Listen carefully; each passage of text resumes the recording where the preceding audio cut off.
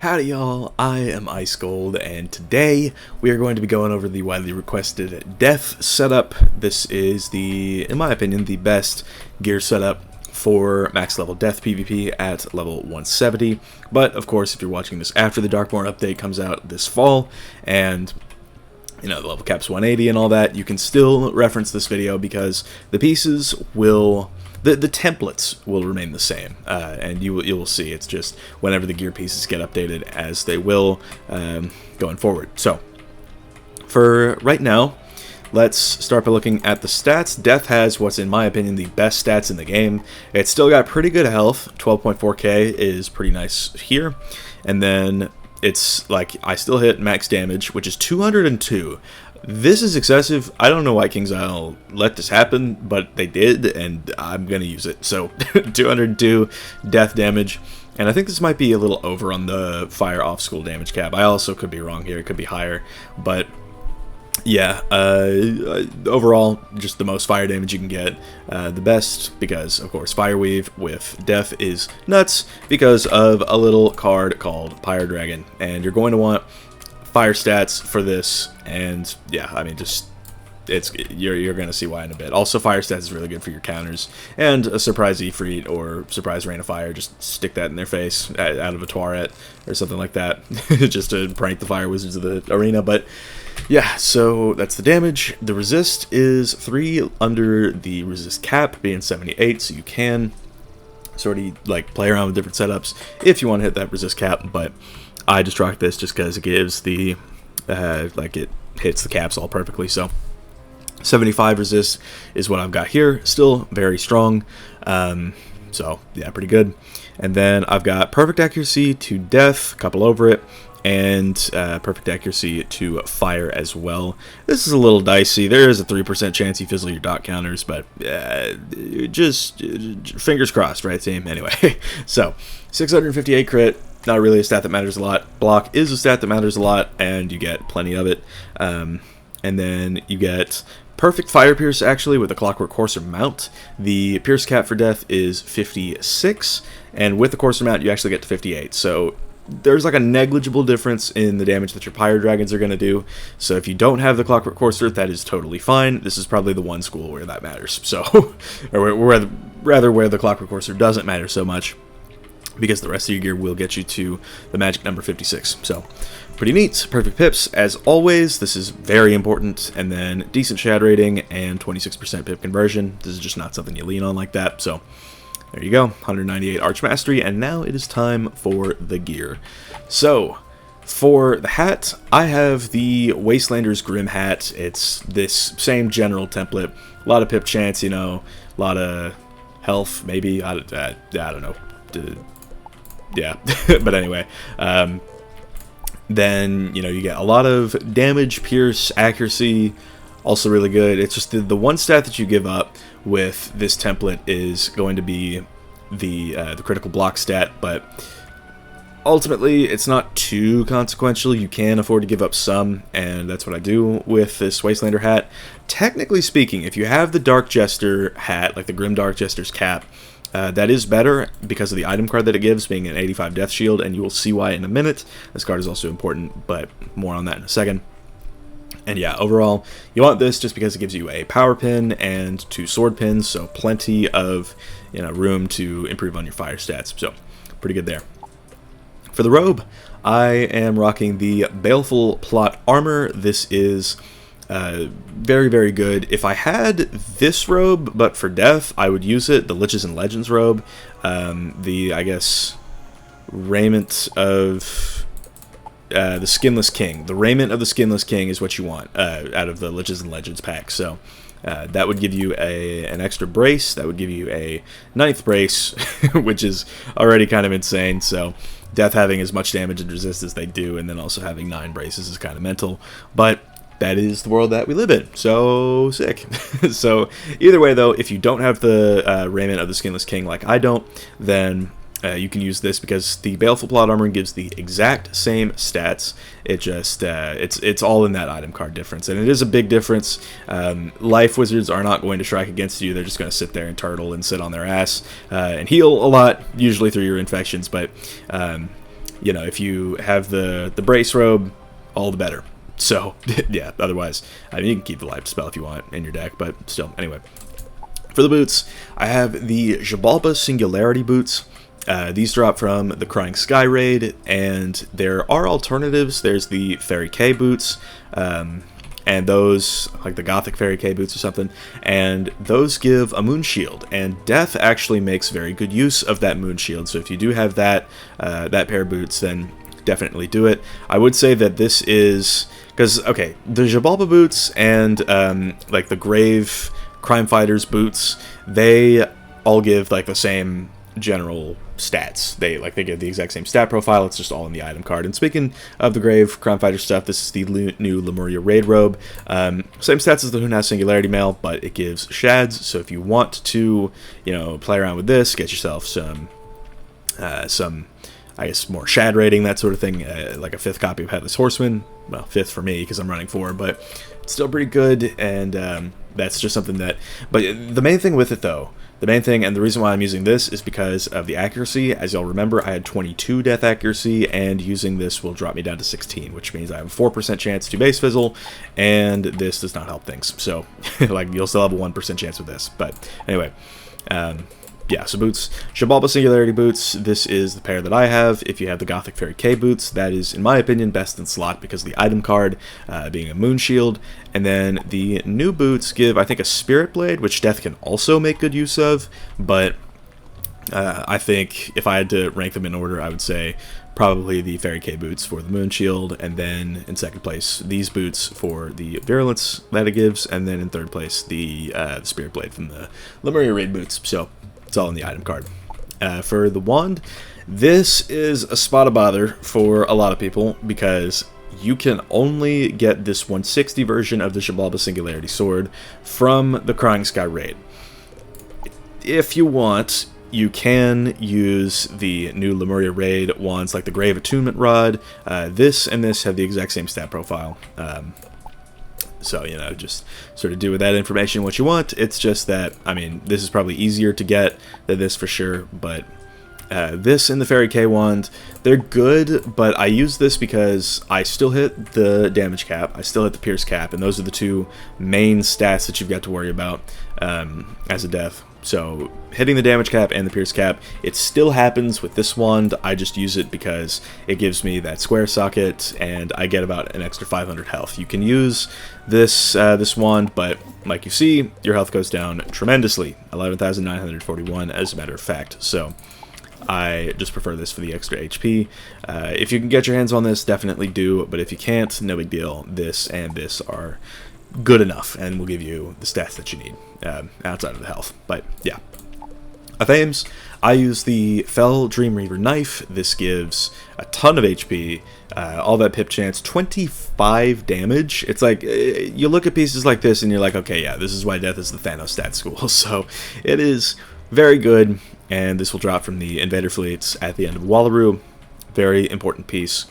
You can afford to get away with only one triangle socket on this school, which is quite nice. So this is probably the easiest piece of gear to get, if I'm honest. So there's that.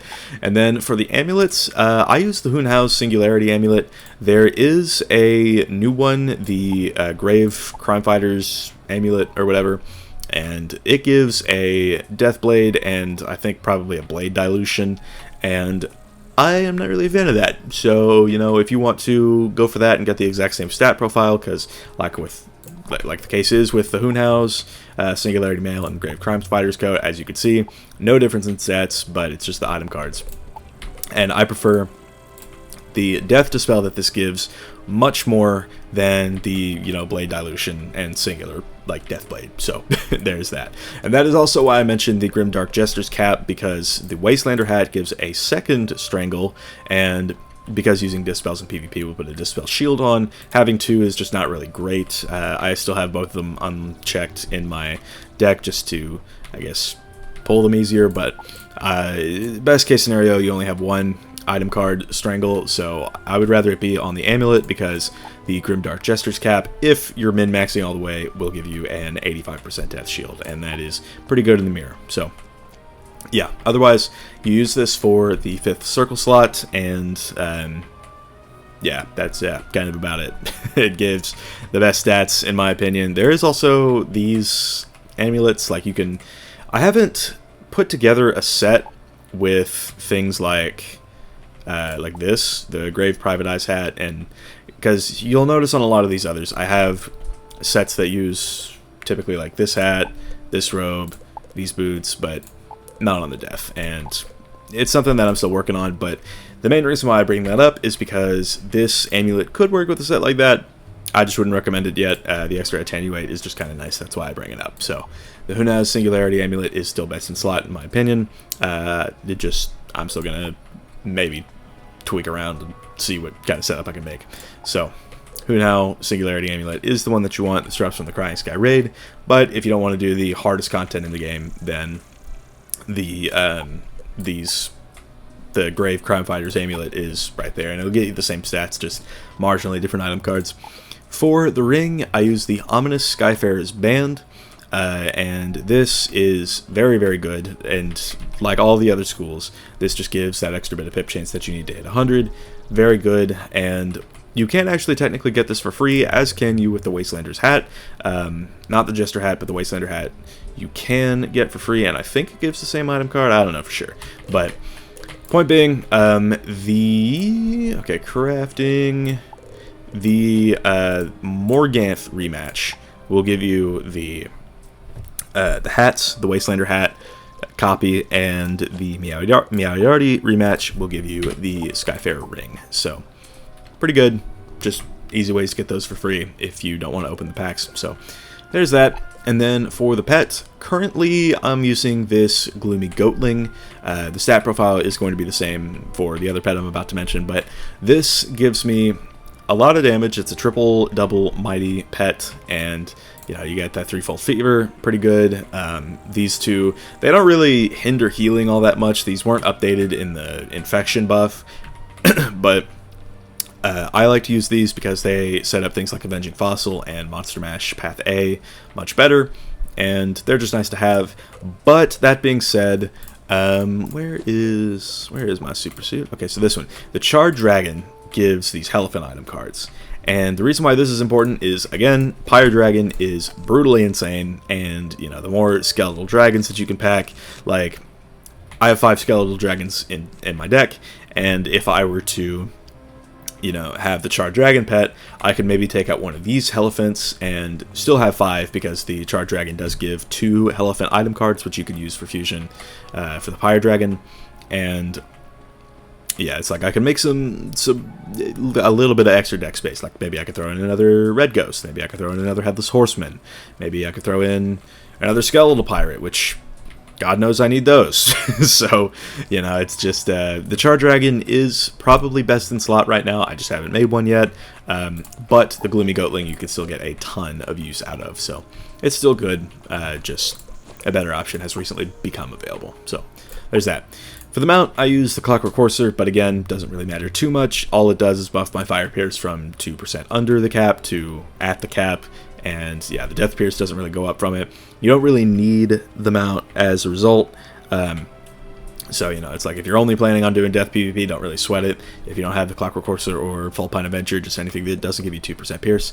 But yeah, otherwise, you can kind of just do whatever you want with this.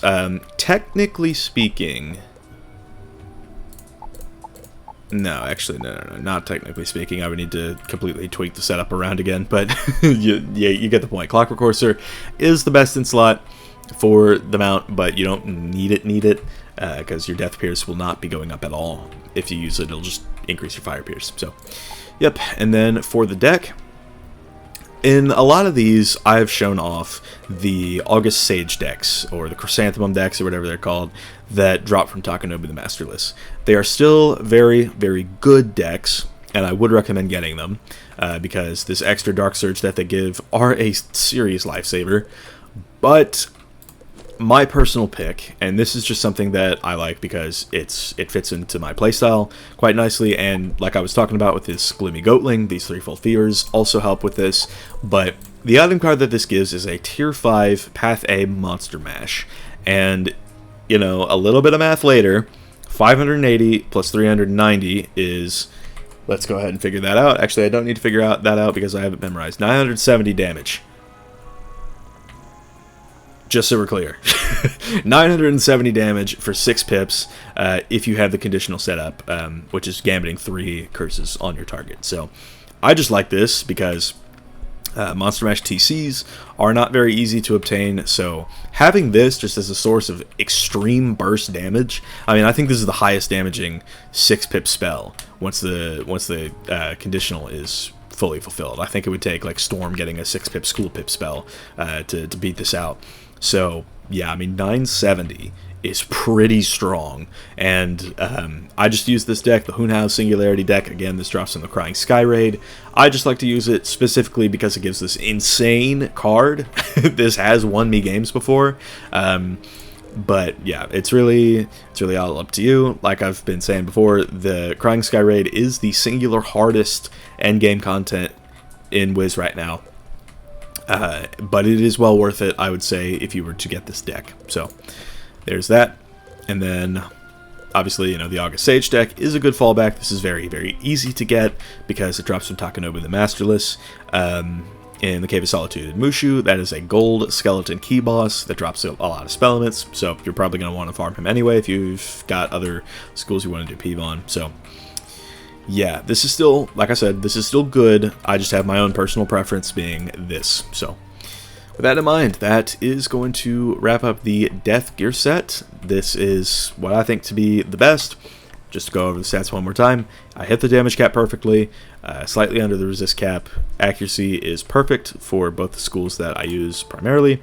And then Pierce is also perfect, over perfect if you have the Clockwork Courser. And then perfect pips.